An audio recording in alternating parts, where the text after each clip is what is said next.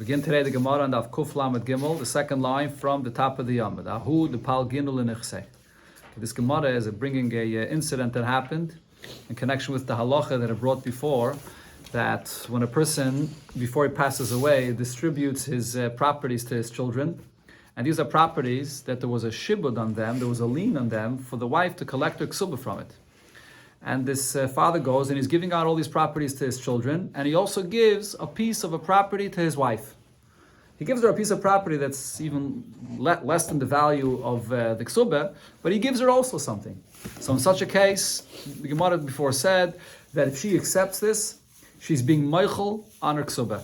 She's happy that her husband is including her and giving her also something, a gift, and she's quiet and accepting it. That means that she's forgiving her rights to collect her ksuba from all the other properties. That was the halacha we brought before. There was many different opinions about this, but this was the halacha that Rav Nachman said. Now, based on this, the Gemara brings the following incident that will explain how it would apply here.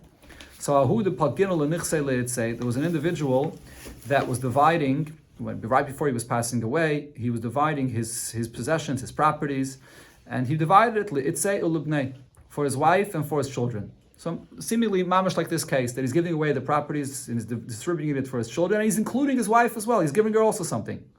However, what's different is that in this case, shayachad dikla. He distributed everything, but there was one thing that he left over that he didn't explain. He didn't say who it's going to go to, one palm tree. So what's the halacha in such a case? Do I say here that this is similar to this halacha? She sees that the husband's giving everything away, and she's included, so therefore she's accepting it, and she forgives her ksuba. Could we apply that here? So Savar Ravina Lameimar, Ravina thought to say that lesla ela chadikla, that from all the properties that the father gave to the children, she can't collect her ksuba. She forgave that. She's meichel that.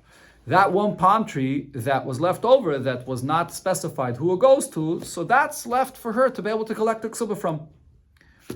So Amalei Rav Yemer says to Ravina, no, it does not work this way. If you're saying that she does not have the right to collect from any of the properties that were given to the children, so then chadik lanami lesla. So then she forgives to collect from the ksuba, and she can't even collect from this one palm tree either. Elamai, it doesn't make sense to say that though. If that one palm tree was not specified and it's left over, why should she not be able to collect from that one palm tree? So therefore, what we actually say is the opposite. Since that one palm tree, her husband left unspecified, and it's there, it's available for her to collect from, and she's able to collect from it, so then nachsa nami l'kula nichsi. So she's also able to collect her ksuba from all the other properties that the husband or the father did give away to the other children. So the Rashbam explains the svara is when she sees that one palm tree is left over for herself, and she sees this palm tree, it may not be exactly the value of her ksuba. It's less than the value of her ksuba. What she thinks to herself is, when it's going to come the time for me to collect the ksuba, I'll go to Bezdin, and the first thing I'll do is I'll collect that palm tree, and then the Bezdin will evaluate the palm tree, and they'll see that it doesn't come to the value of my ksuba, and then Bezdin will tell me, oh, you have the rights to go and take more. So therefore, in such a case, the fact that she was quiet when the father gave away all the properties to the other children, why was she quiet? It's not an indication that she's really being meichel. She's just relying on this one palm tree that will then give her the in to go to Bezdin and to demand more. And that's why she was quiet. So she has what to rely on. So once she has what to rely on, the mechila, her being quiet now, is not considered to be a mechila. But she got it ready. She got a gift. He gave her a little bit. What he gave her was not the value of the ksuba. If there was no dikla, she would be happy to then we say that her mechila is serious. I don't know if she's happy, but if she sees that the husband's leaving nothing, he's giving it all away, and she's still quiet, she's still not speaking up, hey, what happened to me? What happened to my ksuba? Then we take the mechila seriously. But in this case, where the husband left the palm tree and she's being quiet, over here we don't take the fact that she's quiet seriously as a mechila. Here we say the only reason she's quiet is because she's relying that later she's going to go to Bezdin and she'll get Bezdin to give her the full value that she deserves. Because she has a palm tree, she has a place where to start with. Or because she's getting matana and this. Okay, but the matana is a small matana. He can be, the Gemara before said, he could be even giving her a mashal, which is not anything significant for the ksuba. What's the migu? The word migu here does not mean like it's used sometimes migu. Regarding a taina. The word migu here just means because she's taking the palm tree, so she's relying on that to then be able to get her entire ksuba. Amar Rav Huna. Another halacha. This is actually going back to where this whole sugya began, where there was the Mishnah where Rav Yechanan ben Breke says that a father has the right to take his inheritance, the possessions, and give it to one child over another. That's Rav Yechanan ben Breke's opinion. So now Rav Huna addresses this. Amar Rav Huna shchiv meira, person that's passing away, shekosav kol nechosav lacher. He writes all of his possessions. He's giving it to a certain individual. Now, so Royan, we have to see. Im if that individual is able to inherit him, so then then that individual that this person is giving it away to will take it as an inheritance, which is like Rabbi Yechanan ben Breke's opinion. You have the right to give it to one individual over others, one son over other sons. And according to another opinion, you could even give it to a daughter over other sons, and he will receive it or she will receive it as a Yerusha. V'im lav, if that person he's giving it away to is not someone that can yashin, then Rabbi Yechanan ben Breke's opinion doesn't apply here. Then I'll say neitla mishum matana. Then that person takes it only as a gift. So basically, the case here, according to the Rashbam, is that the person is writing that he's giving all his properties away, but he didn't specify in the language of the document: is it a gift? Is it as an inheritance? It's a lashon stam, which is not clear. So therefore, we see if it could be a Yerusha, then we say it's like Rabbi Yechanan ben Breke that it's a Yerusha. Otherwise, we interpret what he meant to do as a matana. Because the concept here is a person doesn't do something stam dvarim betelim. He did it with a purpose. He wanted it to take effect. So if it can't take effect as a Yerusha, it'll take effect as a matana. So Amalei Rav Nachman says to Rav Huna, what was the chiddush in what you were saying? What did you mean to say? Ganve ganuvi lamalach. Why do you have to steal by saying your statement? In other words, why are you concealing what the point of what you're trying to say is? If the main point that you're trying to say is that we paskin like Rabbi Yechanan ben Breke, why don't you say so clearly that you're coming to paskin like Rabbi Yechanan ben Breke? The Hashmait sech, because your halacha that you just said, Rabbi Yechanan ben Breke, who da azla. It's like Rabbi Yechanan ben Breke's opinion that a father can give away the Yerusha to one Yerush more than others. The other half of what he said, that if it won't be a Yerusha, it'll be a matana, that's no chiddush. We learned already before many times, and it's a pashta thing that a person can give away a matana when he's still alive, whatever he wishes. But the fact that he was saying that if this person is roy l'yarsha, it becomes a yerusha, that's what Rabbi Yechanan ben Breke says. So why didn't you just simply and clearly say that Allah is like Rabbi Yechanan ben Breke? So now Rav Nachman goes on to tells Rav Huna, Dilme ki ha kamris. Maybe what you were trying to say is as follows. And what the Gemara, he's going to spell out over here a story, but the point that the Gemara is going to say is that maybe his main chiddush was not to say that the halacha is like Rabbi Yechanan ben Breke. Maybe what he was trying to say is that it could be a Yerusha, or it could be a matana, and there's a nafkamina. There's a halacha, there's a nafkamina la halacha, whether it'll be a Yerusha and a matana. And that was the main thing that you wanted to point out. And so he tells him, maybe you meant to say, Ki ha ka'omrit. There was someone that passed away, and they said to him, Nichse laman. That person's possessions, meaning this person that's passing away, who should your properties go to? Dilma leplanya, perhaps you want to give away your things to so and so. Va'amalahu, and the person responds and says, Elo laman, who else should I give it to? So now, using this kind of expression, Elo laman, who else should I give it to? He didn't specify clearly, is he giving it as a Yerusha to that person? Is he giving it as a gift? Now, V'amrit lan Allah, it's regarding this that you said, that Imroi Yarshai, if, when he says Elo laman, that person is someone that could inherit him, said that person will get all of his properties as a Yerusha. V'im lav, if it's not someone that can yarshin him, it's just maybe a very good friend or so on, then he'll get it as a gift. So you meant to point out, you're not coming to say that Allah is like Rabbi Yechanan ben Breke. You meant to say that sometimes it could be a Yerusha or it could be a matana. And again, as we'll see here, the main point is that there's an nafkamina la halacha, whether it's a Yerusha or a matana. So Amalei, Rav Huna tells Rav Nachman, and Hachika Mina. Yes, this was the point that I tried to say, that there's a nafkamina if it's a Yerusha or a matana. So the Gemara now here explains, what's that nafkamina? Lamai hilchasa. So what was taka that halacha? What was that nafkamina halacha that Rav Huna was saying, whether it's a Yerusha or a matana? So Varavada Barava kamei Rava lemeimar. So Varavada Barava, when he was in front of Rava, he thought to explain this as follows: that we say imroi lo yarshai. If that person is someone that is taking this as an inheritance, so then what happens is Almanasai, the widow of this person that passed away, mizaynis minachasav, she will get fed from her husband's possessions, that whoever it is inherited this. And what's the reason? Because this is one of the takanas of the ksuba, that an almana gets fed from her husband's properties and possessions after he passes away. But that's all if whoever got it is getting it as a yerusha. But v'im lav, if this is going to be considered to be a gift, then ein almanasa nizaynis minachasav. So then his widow will not get fed from all these possessions that were given away as a gift. The way the Gemara understands this now is, once it's given away as a gift is that's it. It's gone. It's like he sold it or gave it away to someone else in his lifetime. So once you gave it away, after he passes away, the almana gets no mizaynis. She doesn't get fed from this b'chlal. So there's a big nafkamina here regarding the mizaynis of the almana, if it's considered to be a yerusha or a gift. He's allowed to do that. Yeah, I mean it's not so kind for his wife, but not for the wife. It has to be the yerusha. But when a person's alive, you can give away a matana, whatever you want. It's a shchimra, I said. Yeah, it's talking about a shchimra, yeah, which is a very important point there. Yeah, but the shchimra can give away whatever he wants. Oh, so now the Gemara will actually point out this exact point, that we're not talking about a regular kind of gift here. We're talking about a case where this person was on his deathbed and he was giving this away. Now, what's the difference? By a person that's healthy and gives away a gift, the gift that you're giving only takes effect if you make a proper kinyan. You have to have maybe a star or a proper kinyan that it should take effect. By a shchiv mirah, when you give a gift, a shchiv mirah, there's a takanas chacham, we'll see later here in the Masechta, that the words of a shchiv mirah, just by saying that I want this to be a gift for so-and-so, the words, chacham were mesakin, that the words itself that the shchiv mirah says, makes the gift to take effect.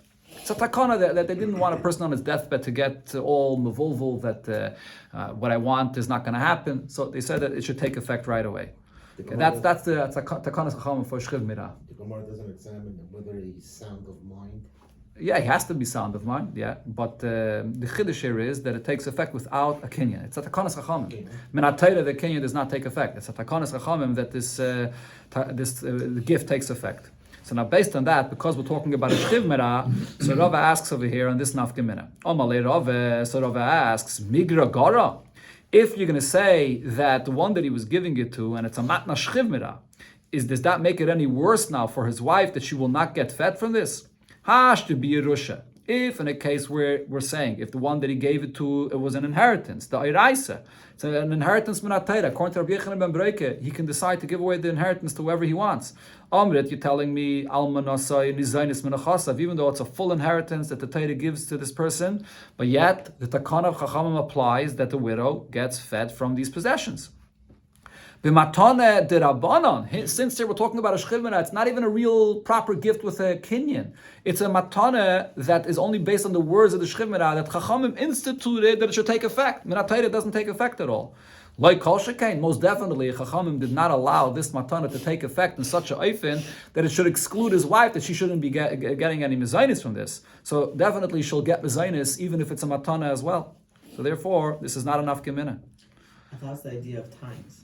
Of? One was during his lifetime, one was after his lifetime. And chanami, but even if it was during his lifetime, but it's not a real matana though. It's a matana because chachamim decided it should be a matana. So the Rav is saying, if it's chachamim deciding it should be a matana, our assumption should be that chachamim did not make it a matana to this extent to take away the mezainis that they themselves were masakin that they want his almana should get. They definitely made it takana in such a way that she should be able to get her mezainis. So so therefore Rava says the nafkamina, whether it's a matana or yerusha, is something else. Kedushalach Rav Acha barav Ivye, Rav Acha barav Ivye is sent to say, and we had this already quoted before in the Gemara. L'divrei Rabbi Yochanan ben Breke, according to Rabbi Yochanan ben Breke, that you can give away whatever you want to one person that he'll yarshin you.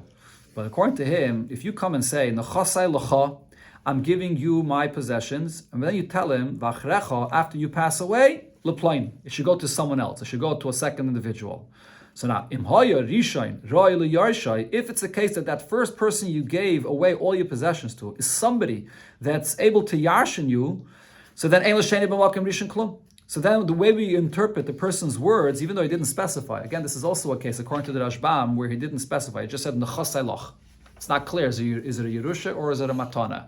According to Rabbi Yochanan ben Beroike, if that first individual you're giving to is someone that could yarshin you, so then that means you're giving it to him as a Yerusha. And now once you gave it to him as a Yerusha, the other person afterwards is not going to get anything. Why? Because she'ein loshen matana, or the Bachir says she'ein zeh loshen matana. It's not. We understand when you said nechasa lacha, you're not giving it as a gift. That loshen Yerusha. You're giving it. He inherits from you.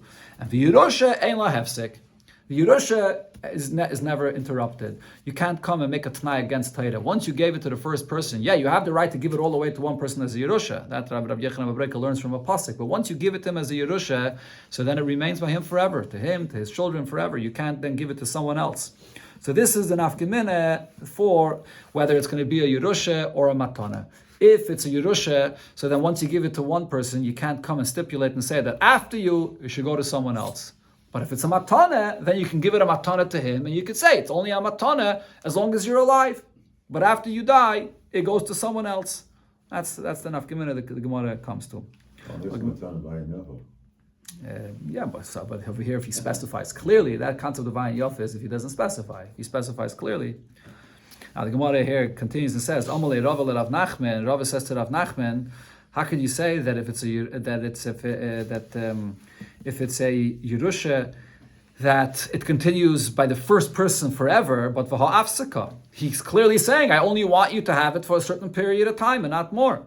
So Rav Nachman answered him, it doesn't matter. Hu savar yesh lahefsek. When he says this, he says, acharecha, after you it's going to go to someone else. He thinks that you can give a Yerusha for one person and then it goes to someone else.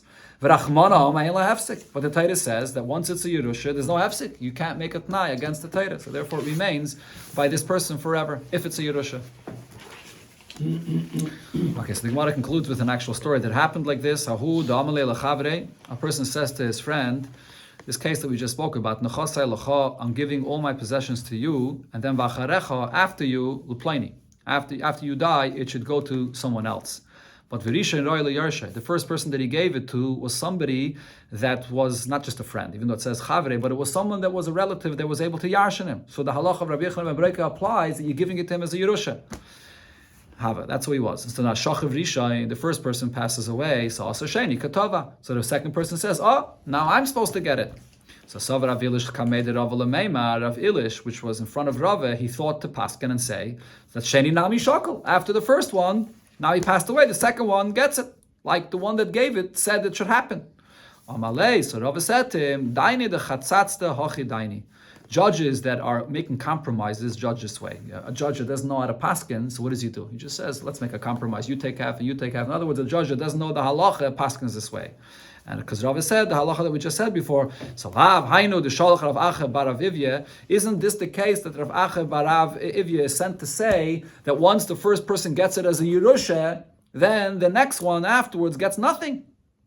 So now Rav Ilish realized that his psak was wrong. Ichsif, he got embarrassed.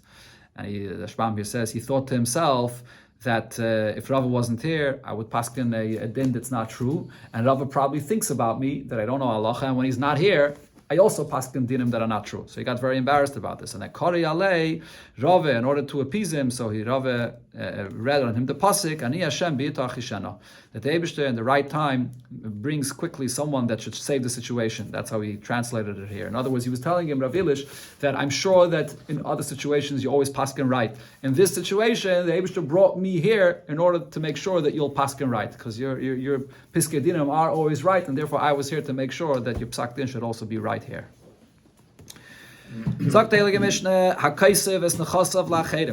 A person that writes a document when he's alive that he's giving away, and here this is a gift, and this everybody agrees you can do this. He's giving as a gift all of his properties to others, not to his children or the ones that were yashin him.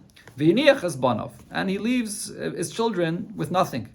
So mashasasi, he has the right to do this, and what's done is done. Ella, but ein ruach chachamim neichei. The chachamim are not pleased with him to take away all of your inheritance from your own children and give it to someone else. It's done. But chachamim are not happy with a person doing something like this. Absham Gamliel says, if his children are not behaving properly and he doesn't want his children to take the money and use it for negative things, then zachal he should be remembered positively for doing this and giving his money for other good causes and not to his own children. So it says the Gemara, the Shaila was asked here. Mi pligi Rabbanon alei Rav Shimon Gamliel. The Rabbanon, the Tanakama here that says that the Chachamim are not pleased with a person that gives away all his possessions to someone else. Are they arguing on Rav Shimon Gamliel? Meaning, do they say that that's even in a case where a person's children are not behaving properly, but still, don't give away all your money to someone else? Or maybe there's no disagreement there. Chachamim are talking about a case where the children are behaving properly, and Rav Shimon Gamliel is saying, but in a case where they're not, then it's okay to give it away to other people. Tashama, so the Gemara brings a rai from the following story. Yosef ben Yezer, Hayale ben Yosef ben Yezer had a son, that was not behaving properly.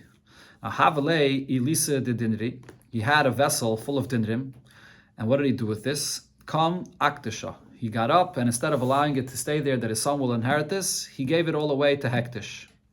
Now his son, Ozil Nosiv Bas Godel Klili de Yani Malka.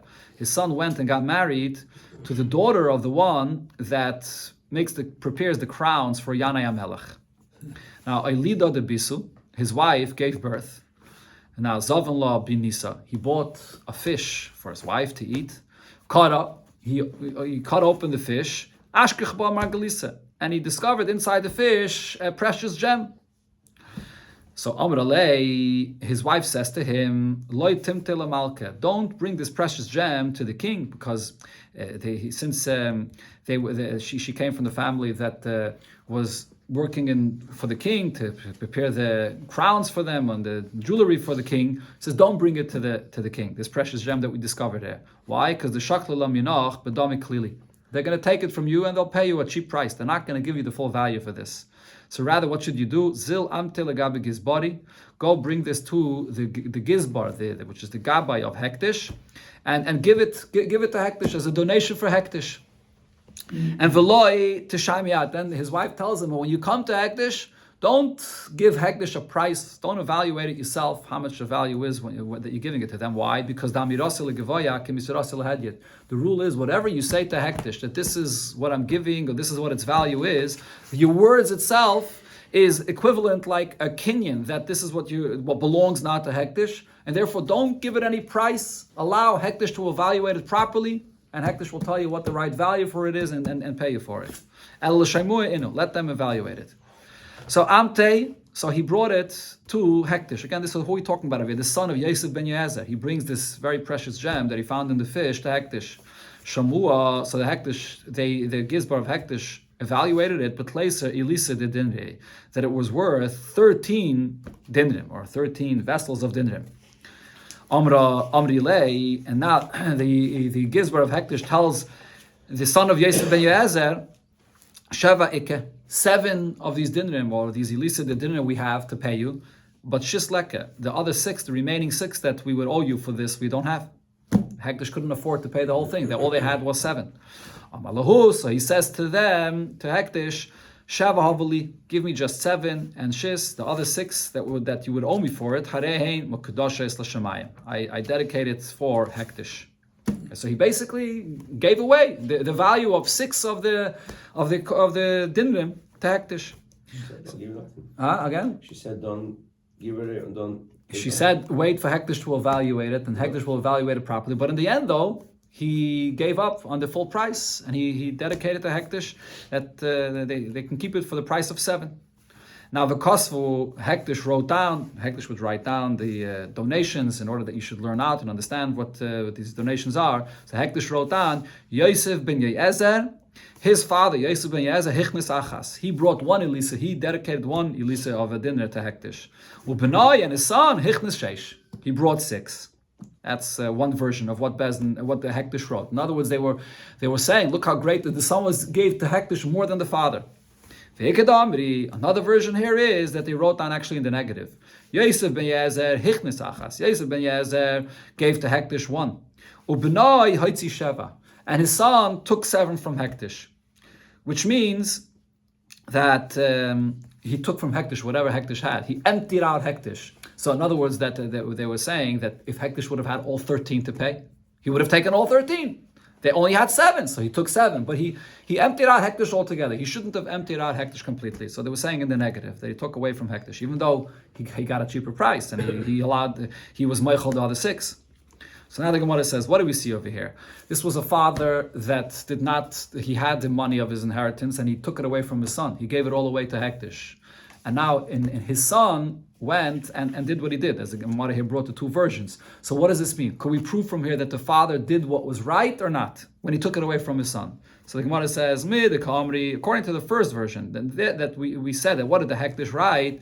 Hichnis, that his son did even better than the father, that he gave 7 to hektish, or 6 that is to hektish, while the father only gave 1. So Meklal, from this we could learn out the Shaper Avad, that when the father took away that inheritance from his son, he did the right thing. The Rashbam explains what this means is, the father saw that his son was not behaving properly, so he didn't want the inheritance to go to the son, so he dedicated it all to hektish, and the schus of the mitzvah, that the father dedicated it all to hektish, what happened? That schus brought the son to also follow in the father's ways and give even more than the father himself, to give 6 to hektish. So what we see over here is that the Chachamim agreed to Reb Shimon ben Gamliel, that in such a case, the fact that he did this, that Yosef ben Yezer did this, took it away from the son, was a good idea. But the Gemara says, well, according to the other version, it's actually the opposite. Adarab, on the contrary. According to the other version, it says, Haitzi, that the son took away from hektish, because he emptied out hektish completely. Meklal, the lav shaper avad. So from this we see that what the father did not affect the son positively, and therefore what hektish was trying to express by this is that the father did one thing, and look what happened to his son. His son then did something that's much worse. He emptied out hektish completely. So that shows that hektish is trying to say that what the father did was not good. So Ella says the Gemara, Mihol lekel mishma mina. From this story, we can't conclude one way or another whether the Chachamim agreed to Reb Shimon ben Gamliel or not, because we have 2 versions how the hektish took this. Says the Gemara, my havi Allah. So what's the answer to this hibaya? Whether the Rabbanan agreed to Reb Shimon ben Gamliel or not? So the Gemara says, Toshama. I'll prove to you from this. The Amalei Shmuel Rav Yehuda. Shmuel said to Rav Yehuda, Shinana, sharp one. This is he always referred to, many times refers to Rav Yehuda this way. Loi tehevi. Be'ibura achsanta, you should not be in a case, in a bezdin, don't participate in the case where the inheritance is being transferred to someone else, not to the children. Va'afila mibra bisha lebra tava, even in a case where the inheritance is being taken away from one son which is not behaving properly, and it's being given to a good son, to a son that's behaving properly, don't participate in such a kind of case where the Yerusha is being taken away from one son to being given to another good son. And and definitely, if it's a case where the inheritance is being taken away from a son and being given to a daughter, don't participate in such a case. So you clearly see over here that according to the Chachamim, when it said Ein Ruach Chachamim Neichem Manu, they argued with Reb Shimon ben Gamliel. That's even in a case where it's being given to a good son and not to the son that's not behaving. Chachamim do not want a person to change from the Yerusha the way it is Minat Torah.